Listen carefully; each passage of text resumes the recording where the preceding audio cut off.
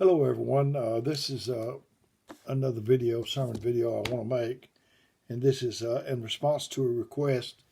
I'm going to do the best I can on it. Of course I am. That's what I always try to do, but I'm going to be in 1 Timothy 3, 1 through 7, I believe it is, in the King James Version of the Bible, and then I'm going to read, a couple of more places. I had a request about an elder. So I want to do what I can here in, like I said, 1 Timothy 3, 1 through 7. This is a true saying, if a man desire the office of a bishop, he desireth a good work. A bishop must be blameless, the husband of one wife, vigilant, sober, of good behavior, given to hospitality, apt to teach, not given to wine, no striker, not greedy of filthy lucre, but patient, not a brawler, not covetous, one that ruleth well his own house, having his children in subjection with all gravity. For if a man know not how to rule his own house, how shall he take care of the church of God? Not a novice, lest being lifted up with pride, he fall into condemnation of the devil. Moreover, he must have a good report of them that are without, lest he fall into the reproach and the snare of the devil. This said, if a man desire the office of a bishop, he desireth the good work. Some people I've heard talk about an elder or a ministry or the offices or whatever, and they said maybe they didn't think so much you should desire them. But this said, if you desire the office of a bishop, you desire a good work. I think it's sort of like Moses when he came to the burning bush. He was afraid of it, but he was attracted to it. And he wanted to walk away. He was so afraid, but he kept turning back to look at it because he was attracted to it. I think that's the way this is. Maybe we don't consider the graveness and the responsibility of the office, but I think that's how we get most things that we get is through desire. Said he must be blameless. A bishop must be blameless. Not that he won't get blamed, but that he should, whatever he's been accused of won't be true. I think about these Supreme Court justices. They nominate them, and they look like they're going to be a sure thing to win, to be put in that office, put in that position. But then they start dragging up this dirt. And so it has to be a good man. The good cannot be evil spoken of. Husband of one wife. There's a little different way of looking at that. In our,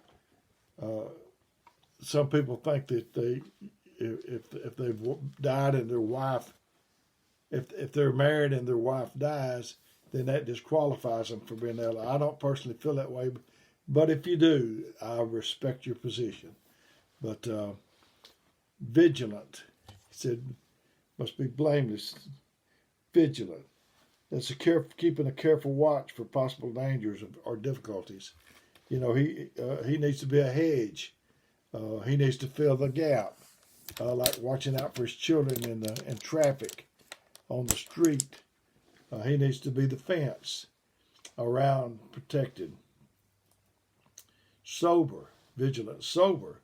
When I first became a child of God, I was talking to another child of God that was older, wiser, and I said, I don't want to do anything. I don't want to do nothing that the Lord's not in. I want to be sober, yada, yada, etc., etc. And he stopped me and he said, it's just as much in not doing what the Lord wants you to do as doing what he don't want you doing. So we look at it all to one tilt, that we don't want to do nothing he's not in, but we surely want to do what he is in.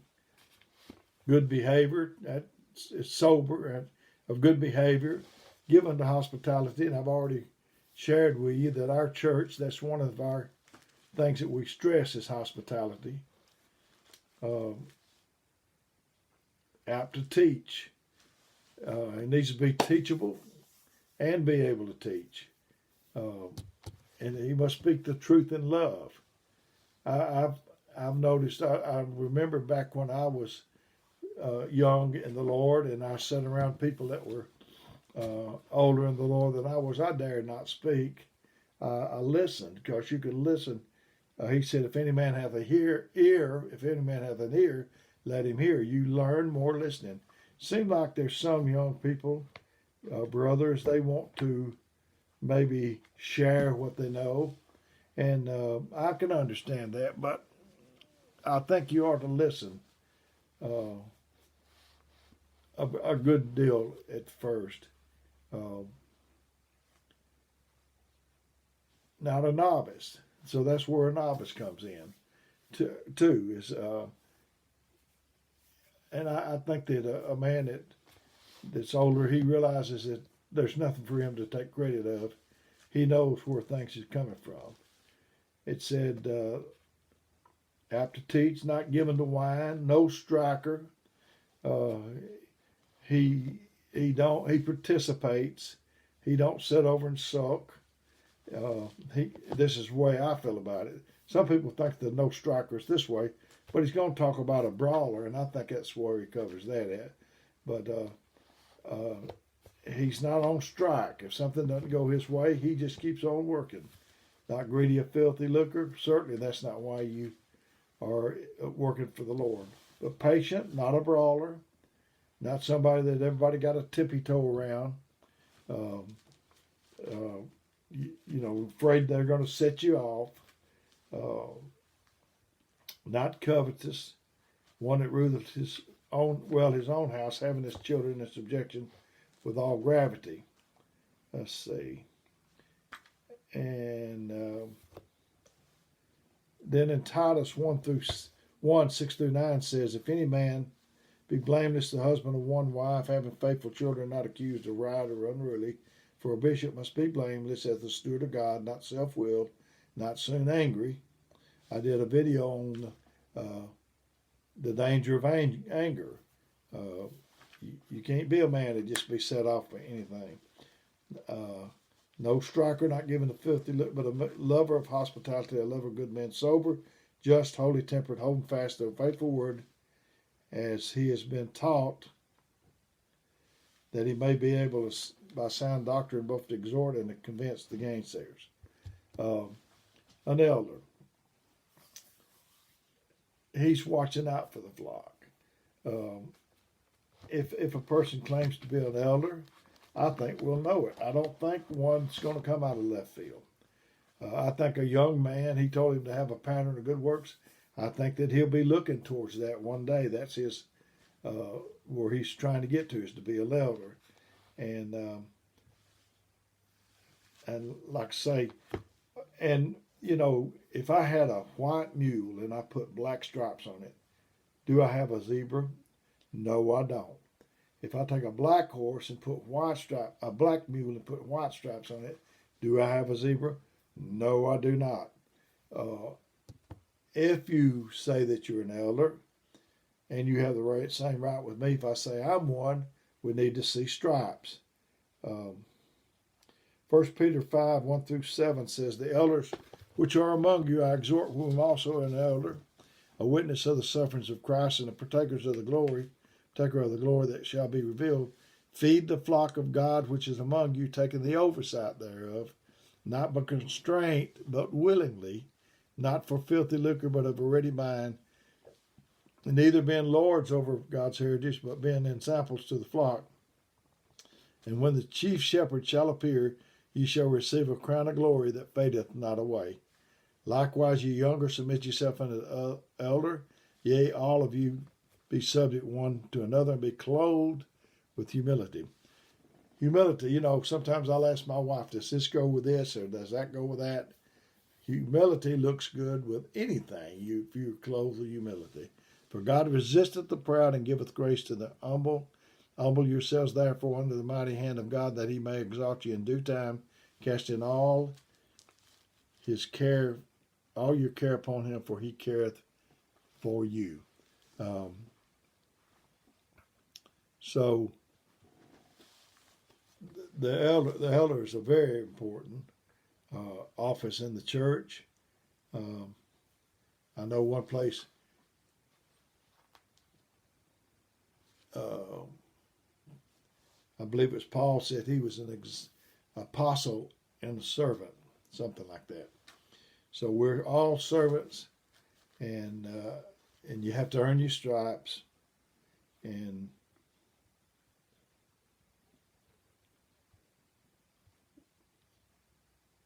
it talks about one who desires it. He aspires to that office.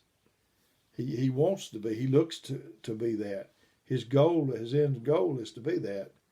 Uh, he's above reproach. Not that he can't be accused, but he'll be blameless. He lives in a way that there be no cause for others to think badly of the church or faith of the Lord because of him. He's got self-control. He's got hospitality.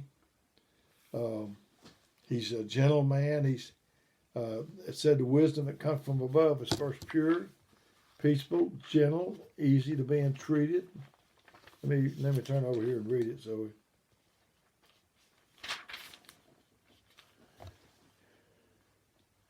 But the wisdom is from above is first pure and peaceful, gentle, easy to be entreated, full of mercy and good fruits, without partiality and without hypocrisy.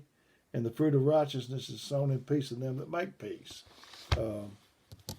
I think an elder, he don't have to know all the answers right away, but I believe I would prefer if somebody came to an older child of God or elder, he must be able to keep things in confidence. He don't need to destroy it all over the country, or he don't. And I sold a parking. I used to work for Schwartz Industries, and I sold a parking lot sweeper to a man in the Detroit area, and he bought the sweeper, and he signed a contract. We was on the way. He was driving the sweeper, and he was taking me to the motel. I was going to catch a taxi to the airport and come home, which I did. And as we drove along, almost to the motel, he said, "Dale, I want to ask you a question about the sweeper." I said, "Okay." I don't remember what the first question was. He asked me the question. I did not know the answer. I know I should have known the answer. I'm not mechanically minded. I shouldn't have even tried to been in that position. But he said, "How does it do?" I said, "I don't know." We got on a little further. He asked me another question. I don't know what that question was either. But I said, "I don't know." And finally, I remember the third question he asked me. He said, "What about the hydraulics on this unit?" And I said, "I don't know." And he was disgusted with that answer. I could see it in his face. I thought, well, he's liable to tear this contract up. And he said, "You know what?" Said, "You either the most honest man that I've ever met in my life, or you either the biggest con artist." And I said, "What?" Let's see, what did I tell him? I told him that what he saw was what he got. I am what I am kind of answer. I don't remember exact words now. I've said it on another video, but right this very minute, I can't remember exactly. And I said, if I know the answer, I say that I know. If I don't know the answer, I say I don't know. So I got home. I'd been home about 30 days, and they told me this man was on the phone. I was at Schwartz, and I answered the phone, and he said, he talked just small talk for 20 minutes. And I thought, well, he's called. Whenever I went and answered the phone, I thought he's needing a broom. He's tore the machine up. He's needing a loaner. You know how you do, think the worst. And he talked, and he didn't ask for nothing. And about the end of 30 minutes, he said, "Dale, would you do me a favor?" And I thought, well, here it comes. This is it now. So I said, "I'll do the best I can." And he said, "Would you pray for me?" I said, "Yeah." I was relieved. Could do that very easily. And I still do pray for the man. And that's been probably 15 years ago. And in a little bit, he said, "Dale, could I ask you another favor?" And I thought, okay. He didn't ask me for a broom or a loaner. But this is it. Here it comes. I said, I'll do the best I can. He said, could you pray for my wife? Well, that's what I say, brothers. If a younger child of God comes to you and you know, tell them. If you don't know, say, I don't know. Don't ad lib. Just tell what you know. You might tell them, that's frequently what I do is I tell them I don't know, but I'll try to get back with you. I had a brother I love dear. He asked me about a scripture. I looked at it. I'm still tossing around in my mind, but it's been several days, and I thought, well, I don't want him to think that I don't care, that I just brushed aside what he said.